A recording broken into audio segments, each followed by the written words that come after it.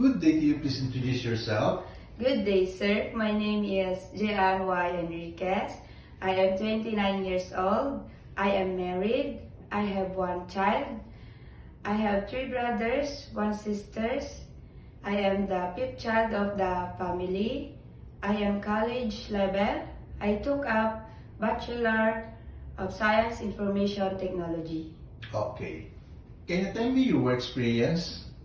Yes, sir. I have worked as a housemaid here in the Philippines.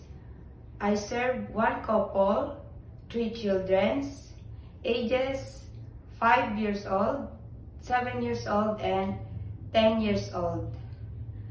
I do cleaning, ironing, washing, cooking, and my main duty is take care of the children.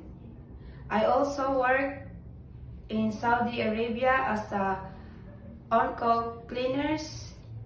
I do cleaning the residential house. I also work as a hotel cleaners. I do cleaning the room areas and fixing beddings. Oh, what is your message to your future employer?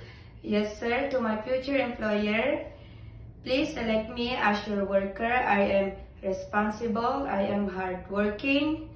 I am honest. I am dedicated person. I promise to myself to finish my contract with all my heart. Thank you.